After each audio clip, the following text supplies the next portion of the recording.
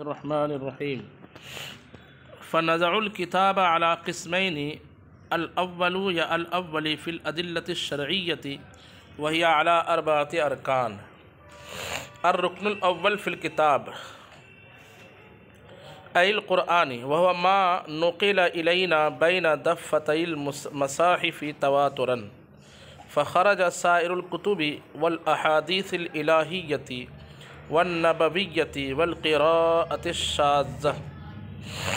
وقد أورد ابن الحاجب أن هذا التعريف دوري لأنه عرف القرآن بما نقل في المصحف، فإن سئل ما المصحف فلا بد وأن يقال الذي كتب فيه القرآن. فلا بد کے بعد وأن يقال ہے، أن يقال یہاں واو زیادہ ہے. فلا بد أن يقال الذي كتب فيه القرآن. فأجبت عن هذا بقولي ولا دور ہے نا عبارت یہاں پہ ولا دور لأن المصحف معلوم أي في العرف فلا يحتاج إلى تعريفه بقوله الذي كتب فيه القرآن. ثم أردت تحقيقا في هذا الموضع ليعلم أن هذا التعريف أي نوع من أنواع التعريفات، فإن اتمام الجواب موقوف على هذا. فقلت دیکھتے ہیں وقت رہے گا جس کو بھی پڑھتے ہیں. اب اصل مقصد کتاب کا بیان کر رہے ہیں کہ ہم اپنی اس کتاب کو 2 قسموں پر رکھیں گے. کتنی قسموں پر؟ پہلی قسم میں ادلہ شرعیہ کی بات ہوگی اور دوسری قسم میں بھول گئے کیا؟ دوسری قسم میں احکام. ابھی کہا نا اوپر، پہلے ادلہ کی بات، بعد میں احکام کی بات. پھر ادلہ کی بحث جو ہے یہ 4 ارکان پر مشتمل ہے. کتنے پر؟ رکن اول کتاب اللہ کے بیان میں، رکن ثانی سنت رسول اللہ کے بیان میں، رکن ثالث اجماع کے بیان میں، اور رکن رابع قیاس کے بیان میں. پھر اس کے بعد کس چیز کا بیان کریں گے؟ وہ قسم ثانی کو. کس کو؟ اور اس میں احکام کے بارے میں باتیں بیان کریں گے. تو رکن اول کتاب اللہ میں ہے، تو سب سے پہلے کتاب اللہ کی تعریف کر رہے ہیں کہ کتاب اللہ سے مطلب کیا. کتاب اللہ یعنی قرآن. کتاب اللہ سے یہاں کیا مراد ہے؟ اور قرآن کس کو کہتے ہیں؟ تو اس کی انہوں نے ایک تعریف کی ہے. اس تعریف پر جو ہے علامہ ابن حاجب کا ایک اعتراض ہے اور پھر اس کا انہوں نے جواب دیا. پھر نیچے جو ہے نا ایک تحقیقی بات کر کے جو ہے نا یوں سمجھیے کہ دوسرے اعتراض کو ایک تحقیقی جواب میں ختم کر دیا انہوں نے. تو دوسرا جواب جو ہے وہ وہاں سے شروع ہو رہا ہے، ثم ردت تحقیقا فی ھذا الموضع سے. آج کے سبق میں ہم پڑھیں گے صرف قرآن پاک کی تعریف. کیا پڑھیں گے؟ تعریف جو ہوتی ہے، آپ نے پڑھے ہوں گے کہ ماہیات تعریف جو ہوتی ہے کسی بھی چیز کی 4 قسمیں تعریف کی. پڑھے ہیں؟ تعریف کی کتنی قسمیں ہیں؟ حد تام، حد ناقص، رسم تام. ماہیات کے ذریعے کسی شے کی تعریف کی جائے تو اس کو حد کہتے ہیں. کیا کہتے ہیں؟ جیسے انسان کی تعریف کرنا حیوان ناطق سے. کس سے تعریف کرنا؟ ماہیات، چاہے حد تام ہو یا حد ناقص، دونوں میں ماہیت بیان کی جاتی ہے اس شے کی جس کی تعریف کی جاتی ہے. جس کی تعریف کی جاتی ہے اس کو بولتے ہیں معرف. کیا کہتے ہیں؟ معرف. تو معرف کی ماہیت اور حقیقت جس تعریف میں بیان کی جائے وہ تعریف کو کہتے ہیں منطقی اعتبار سے حد. کیا کہتے ہیں؟ اور اگر معرف کی تعریف جو ہے اس کی مخصوص چیزوں سے کی جائے، اس سے جو خصوصی چیزیں ہیں، جیسے انسان کی تعریف کرنا کہ بأنہ حیوان معاشی. انسان کیا ہے؟ حیوان معاشی ہے یا حیوان زاحق ہے. کیا ہے؟ زاحق ہے. تو زحق جو ہے اس کی حقیقت میں داخل نہیں ہے، زحق اس کا خاصہ ہے. کیا ہے؟ بات سمجھ میں آ رہی ہے؟ تو خواص یعنی کسی ایسی چیز کے ذریعے تعریف کرنا جو اس کے ساتھ خاص ہے، جو اس کے ساتھ متعین ہے، مخصوص ہے.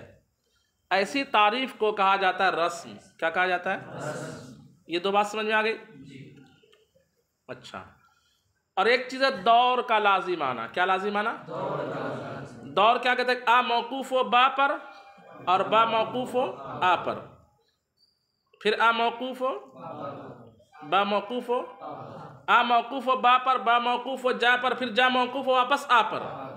دور بلا واسطہ بھی ہوتا ہے اور بالواسطہ بھی، اس میں وسائط بھی چلتے تھے۔ آ موقوف ہو با پر، با موقوف ہو جا پر، جا موقوف ہو دا پر، دا موقوف ہو واپس، اس میں زیادہ واسطے ہو گئے۔ اس طرح کے کرنے کو کیا کہا جاتا ہے؟ دور۔ دور باطل ہے تو جو چیز دور پر مشتمل ہے وہ چیز بھی کیا ہوتی ہے؟ یہ تین باتیں سمجھ میں آ گئی۔ اب کہتے ہیں کتاب اللہ یعنی قرآن، رکن اول میں ہم کتاب اللہ پر بحث کریں گے، کتاب اللہ سے یعنی قرآن سے۔ قرآن کی سب سے پہلے وہ تعریف بیان کر رہے ہیں۔ کیا بیان کر رہے ہیں؟ اب تعریف یا تو حد کے طور پر ہوگی یا کس طور پر ہوگی؟ رسم کے طور پر ہوگی۔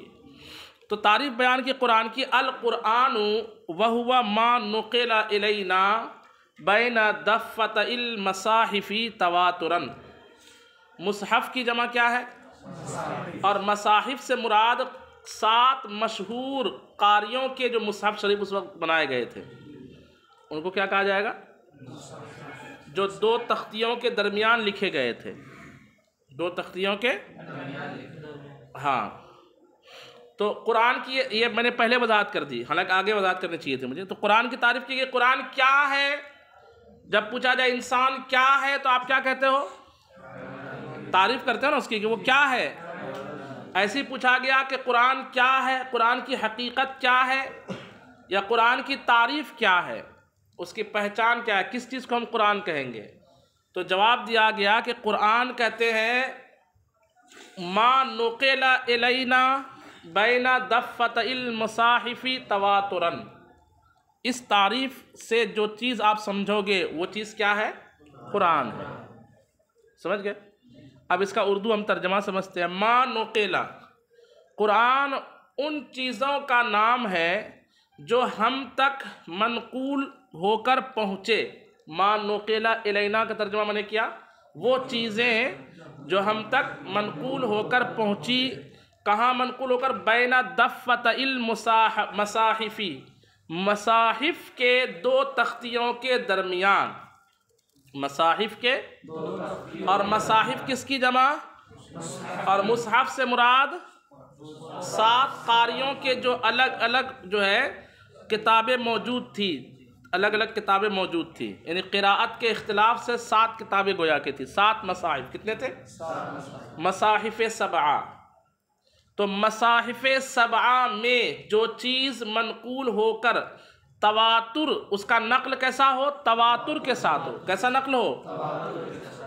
تو تواتراً منقول ہو کر 2 مصاحف کے 2 تختیوں کے درمیان تواتراً منقول ہو کر ہم تک جو چیز پہنچی ہے اس چیز کا نام کیا ہے؟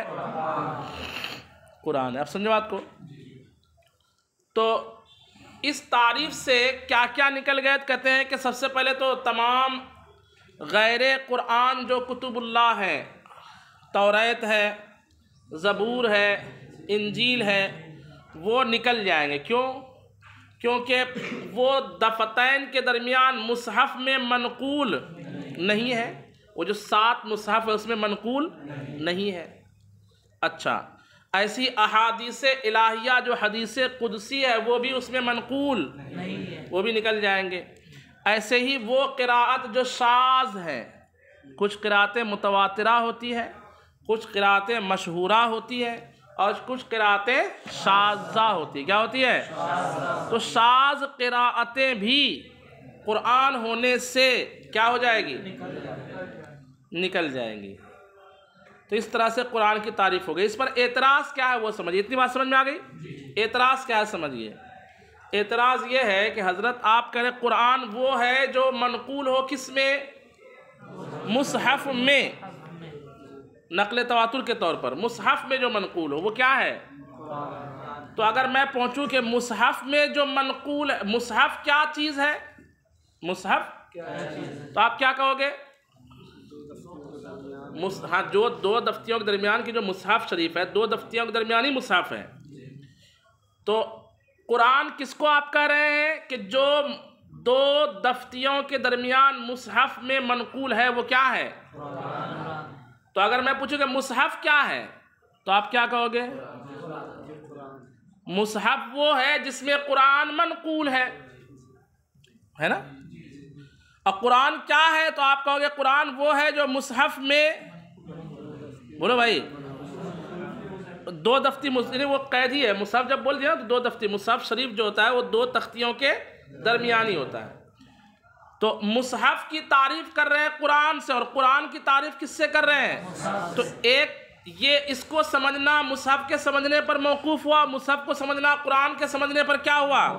آ کا سمجھنا با پر، کہا آ کیا ہے؟ کہا آ وہ ہے جو با ہو۔ کہا آ کیا ہے؟ تو آپ نے کیا تعریف کی؟ آ وہ ہے جو کیا ہو؟ کہا اچھا با کیا ہے جناب؟ تو کہا با وہ ہے جو آ ہے۔ اس تعریف کو کیا کہا جاتا ہے؟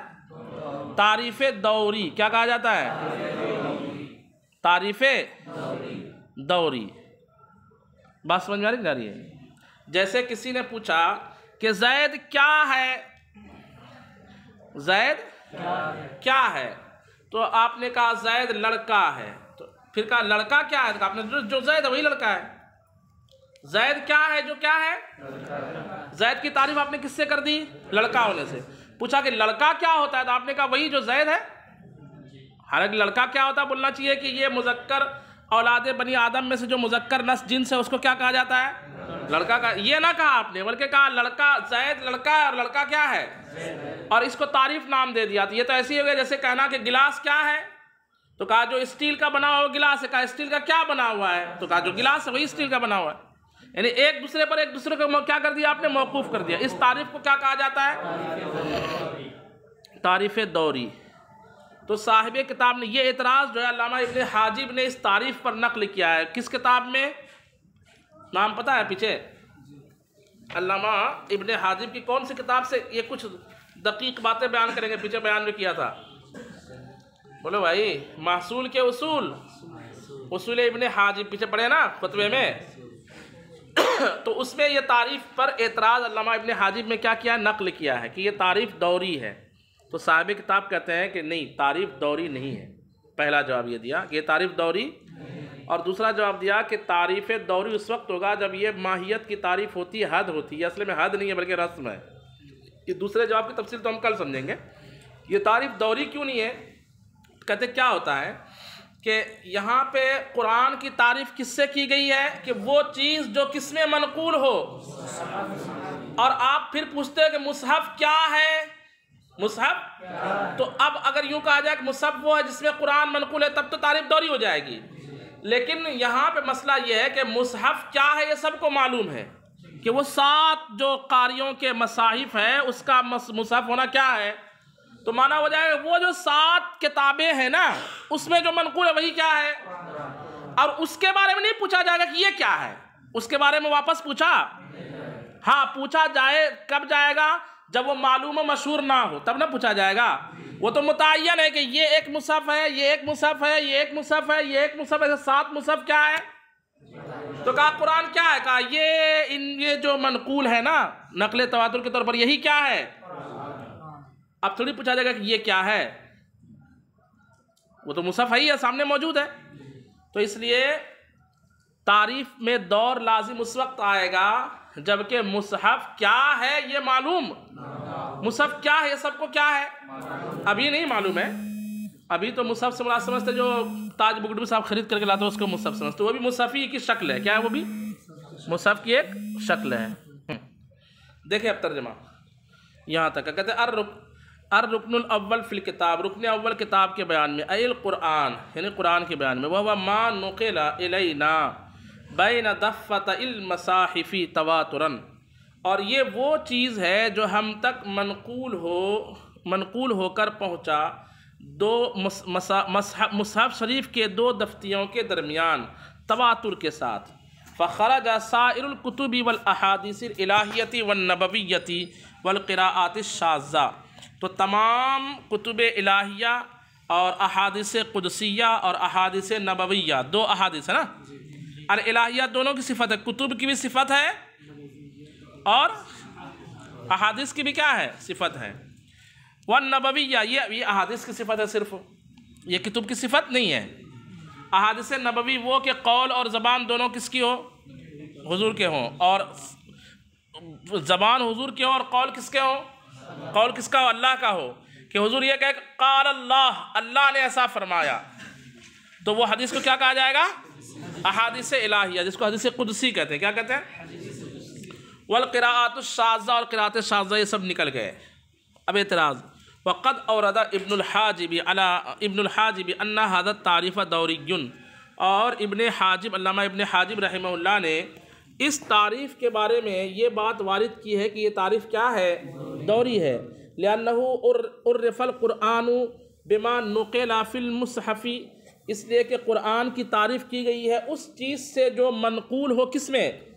مصحف میں۔ فَإِن سُئِلَ مَا الْمُصْحَفُ، تو اگر پوچھا جائے کہ مصحف کیا ہے، فَلَا بُدَّ أَن يُقَالَ، تو ضروری ہے کہ یہ کہا جائے الَّذِي كُتِبَ فِيهِ الْقُرْآنُ، مصحف وہ ہے جس میں قرآن لکھا گیا۔ تو پھر واپس ہوگا قرآن کیا کہا؟ جو مصحف میں لکھا گیا۔ مصحف کیا؟ جس میں قرآن لکھا گیا۔ تو یہی تعریف دوری ہوگی نا۔ فَأَجَبْتُ عَنْ هَذَا بِقَوْلِي، تو میں اس اعتراض کا جواب اپنے اس قول سے دوں گا۔ فَأَجَبْتُ عَنْ هَذَا، هذا سے مراد هذا الاعتراض، میں اس اعتراض کا جواب دوں گا بقولی، اپنے اس قول سے کہ لا دورہ، یہاں پر کوئی دور، لأن المصحف معلوم، اس لیے کہ مصحف کیا ہے؟ معلوم ہے۔ اے فی العرف، یعنی عرف میں، عرف سے مراد اس زمانے کے عرف میں مصاحف معلوم تھے۔ فلا يحتاج الى تعریفی بقولہ الذی کتب فی القرآن، تو اب مصحف کی تعریف کرنے کی ضرورت نہیں پڑے گی کہ مصحف وہ ہے جس میں، یہ تعریف کرنے کی ضرورت نہیں پڑے گی، ٹھیک ہے۔ پھر کہتے ہیں ثم اردت تحقیقا فی هذا الموضع، پھر میں نے اس جگہ پر تحقیق کرنے کا ارادہ کیا، ان هذا التعریف ای نوع من انواع التعریفات کی، یہ جو تعریف ہے تعریفات کی قسموں میں سے کس قسم سے اس کا تعلق ہے؟ حد ہے یا رسم ہے؟ یہ تعریفات کی قسمیں ہیں۔ فَإِنَّ إِتْمَامَ الْجَوَابِ مَوْقُوفٌ عَلَى هَذَا، تو جواب کا مکمل ہونا اس بات پر موقوف ہے۔ فَقُلْتُ، میں نے کہا کہ وَلَيْسَ هَذَا تَعْرِيفُ مَاهِيَّةِ الْكِتَابِ، یہ تعریف کتاب کی ماہیت کی نہیں ہے، بل تشخیصہ، بلکہ کتاب کی تشخیص ہے۔ کتاب کی ماہیت بیان کرنا نہیں ہے، بلکہ کتاب کی تشخیص ہے۔ اس کو انشاءاللہ ہم کل پڑھیں گے، کیونکہ نیچے تک پڑھنا پڑے گا۔